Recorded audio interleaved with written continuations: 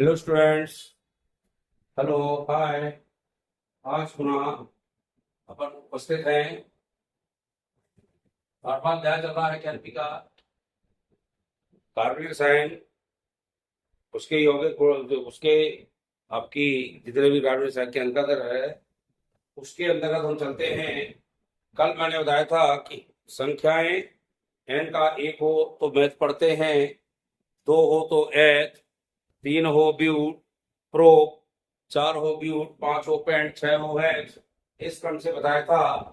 फिर मैंने बताया था एल्केन श्रेणी होती है और एल्केन श्रेणी का जो समान सूत्र होता है वह होता है CnH2n+2। और इसी तरह एल्कीन श्रेणी होती है, एल्कीन का जो समान सूत्र होता है CnH2n होता है।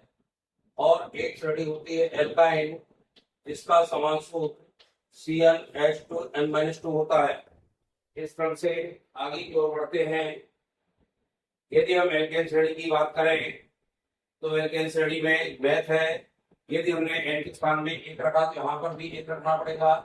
देख लीजिए H2, यहाँ भी एक रखेंगे, धन दो, दो का गुणा एक में दो आएगा, दो में दो जोड़ेंगे चार होगा, एक लिखा नहीं जाएगा। तो पहला सदस्य हमारा बनेगा CH4।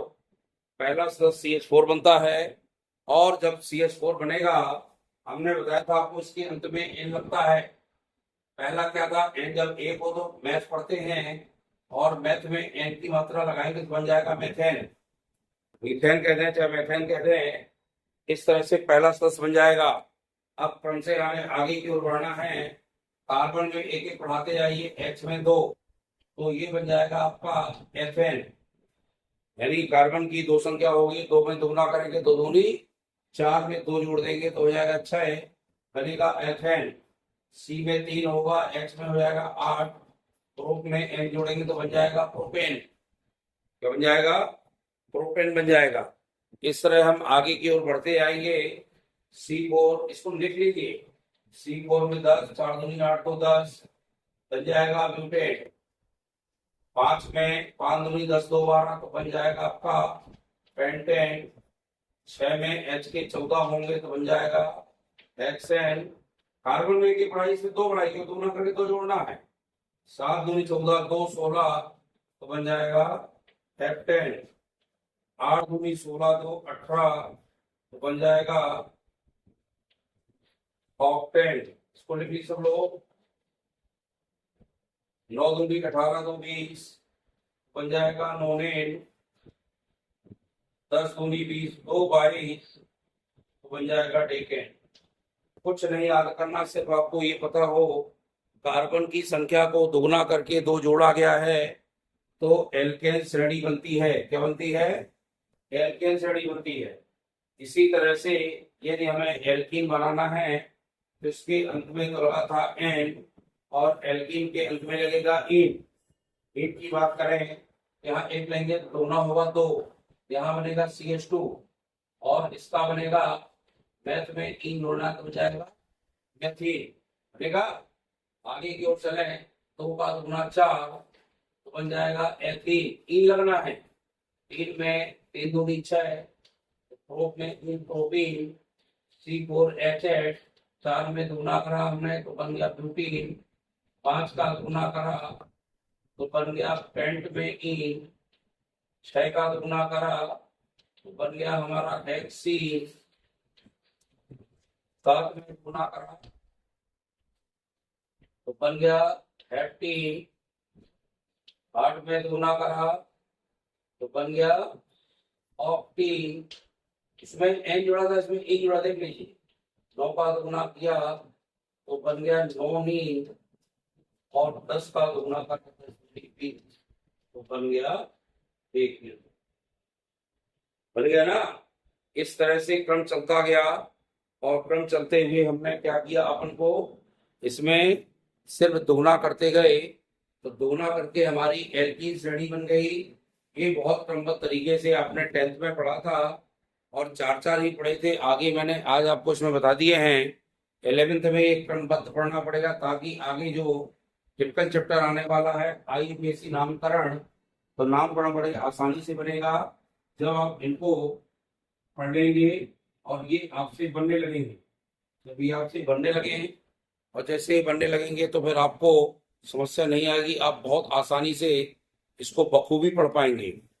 अब चलें इसमें थोड़ा सा, जैसे इसमें एच का एन का तुलना किया, 2 में कम 2 में 2 का 0 आ जाएगा ना, तो पहला तो बनेगा सी एच, जिसका कोई मतलब नहीं होता, ये कुछ नहीं है। आगे चले सी के, तो एच में 2 दूनी 4 में 2 आएंगे, 2 घट जाएंगे। अब ये देखिए 2 बढ़ रहे हैं, ये बन जाएगा इसका 3 में आइन, इसमें आइन जुड़ता है, इसमें इन जुड़ता है, और इसमें एन जुड़ता है, एन इन और आइन। इसमें चले 3 3 दूनी 6 आएगा, 4 बन जाएगा, ग्रुप में आइन तो बनेगा प्रोपाइन, बनेगा 4 का दूना अगर 4 दूनी 8 में 2 गए 6, तो बन जाएगा ब्यूटाइन। आइन लगना है, तो कुछ नहीं करना। 5 की बात करें तो 5 दूनी 10 में 2 गए 8, इसका बन जाएगा पेंट में आइन, तो पेंटाइन। 6 में 6 दूनी 12 में 2 गए तो 10 बचेगा, और इसका बन जाएगा हेक्स में आइन जोड़ दो, 7 में इसी सामने चले 7 दूनी 14 में 2 गए 12, इसका बन जाएगा हेप्ट में आइन, हेप्टाइन बनेगा। 8 में चले 8 दूनी 16 में 2 गए 14, तो बन जाएगा और टाइम को नोट कर लें और पढ़ना अच्छे से। इसमें दो ना सिर्फ एच की संख्या एक बना, इसमें 2 बना, सब में कुछ नहीं करना। 9 दूनी 18 में 2 गए, यहाँ पे 16, इसका बनेगा 9 और 10 लिख लीजिए, 10 आएगा, एच में 18 आएगा, और इसका नाम बनेगा डेक में आइन, बनेगा डेकाइन। इस क्रम से आप उनके नाम पढ़ लीजिएगा, इनके सूत्र अच्छे से लिख लें, और जैसे ये सूत्र और नाम पढ़ लेंगे तो आगे जो मैं पढ़ाने वाला हूँ वो आपसे बड़ी ही आसानी से बन जाएगा। आप इन्हें बहुत अच्छे से पढ़ पाएंगे और समस्या नहीं आएगी। फिर ध्यान दीजिए, पहली श्रेणी को कहते हैं एल्केन, जो संतृप्त हाइड्रोकार्बन है। इसमें आपको जितनी कार्बन की संख्या लेना है उतना ही दोगुना करके दो आपको क्या करना है, जोड़ते जाना है एच में।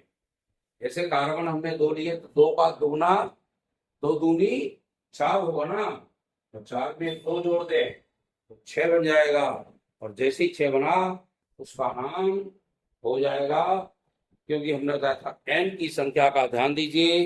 एन में संख्या 1 हो तो हम एच पढ़ते हैं, 2 में एच, 3 हो तो प्रो, 4 हो तो ब्यू, 5 हो तो पेंट, 6 हो तो हेक्स, 7 में आएगी तो हेप्ट, 8 में आप्ट, 9 में 9, 10 में टेक।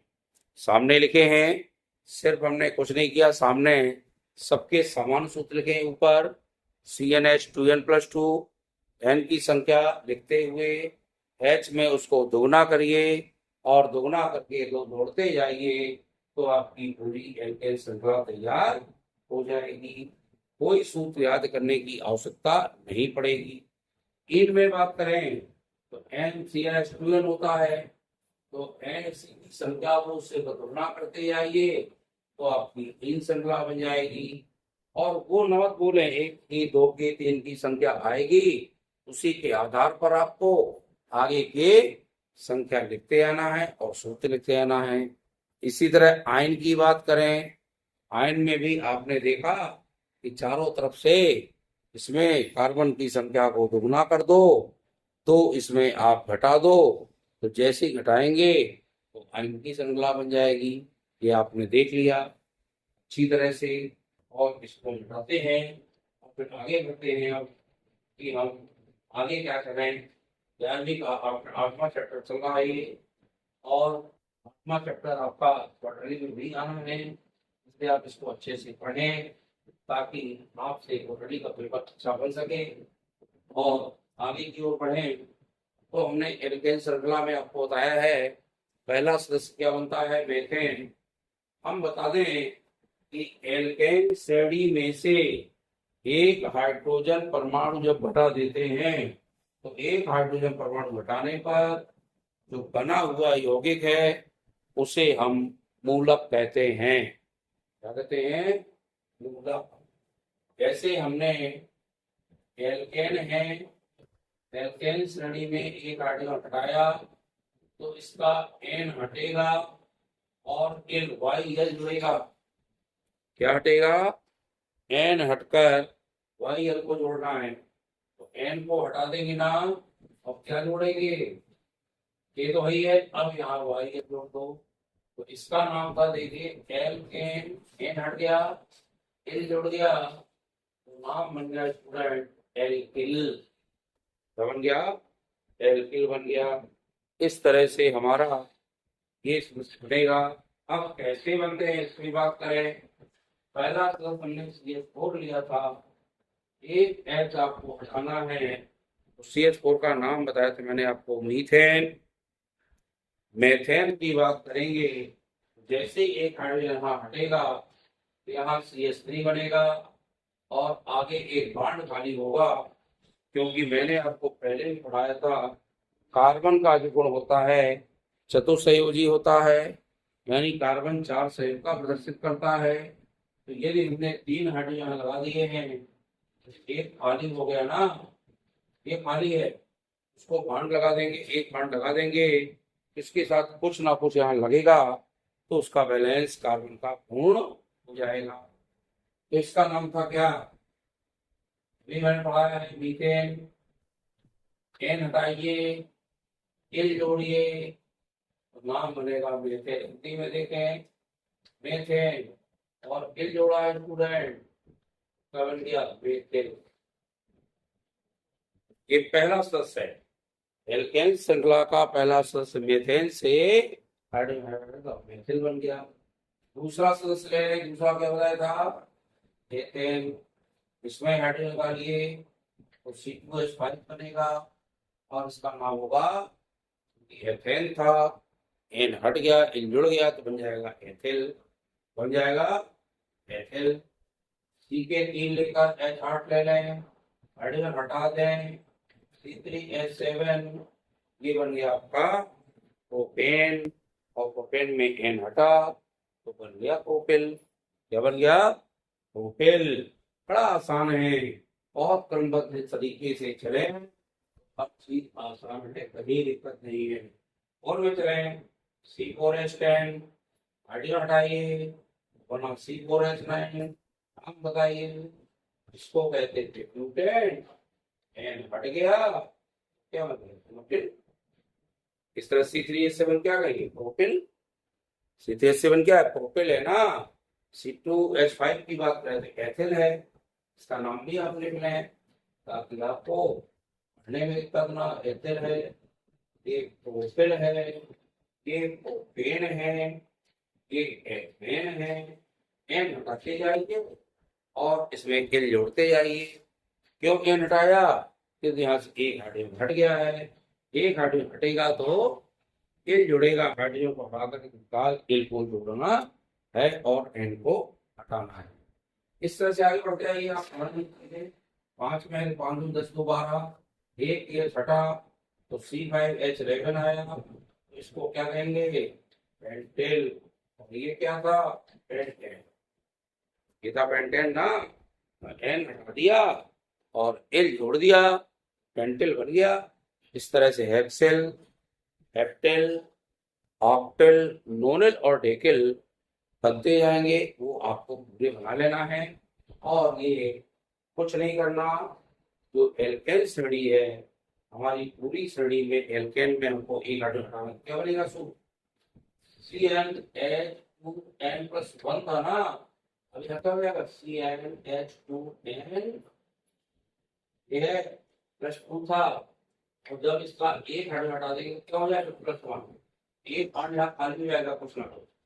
जब ये खाली होगा, हम लिख सकते हैं संदर्भ हाइड्रोकार्बन में से एक हाइड्रोजन को हटा देने पर जो यौगिक बनता है उसे हम मूलक कहते हैं। क्या कहते हैं? मूलक। मूलक बन जाएगा, और इसके साथ जिस समूह को जोड़ेंगे वह समूह कहलाता है क्रियात्मक समूह। क्या कहलाता है? Functional group. क्या कहलाएगा? क्रियात्मक समूह। यानी किसी भी संतप्त हाइड्रोकार्बन में से हमने हाइड्रोजन को हटाया, वहां एक बैलेंस खाली हो गया, जब खाली होगा तो उसके स्थान में हमें कुछ ना कुछ जोड़ना होगा। वह जोड़ेंगे, जिस यौगिक को जोड़ेंगे, जिस समूह को जोड़ेंगे, वह कहलाएगा हमारा क्रियात्मक समूह।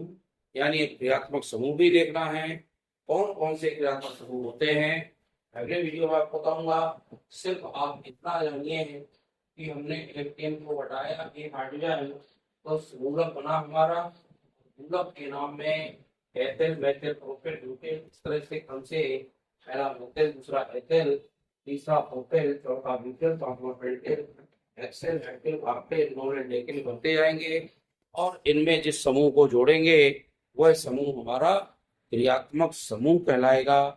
इसकी चर्चा करेंगे, कौन कौन से क्रियात्मक समूह होते हैं, सूत्र कैसे बनते हैं, इसकी चर्चा भी करेंगे। और वीडियो अच्छा लगा करें तो लाइक शेयर जरूर करें। और नए स्टूडेंट जितने भी हमारे जुड़े हैं वो हमारे चैनल को सब्सक्राइब करते चलें और आगे की ओर बढ़ते चलें। धन्यवाद।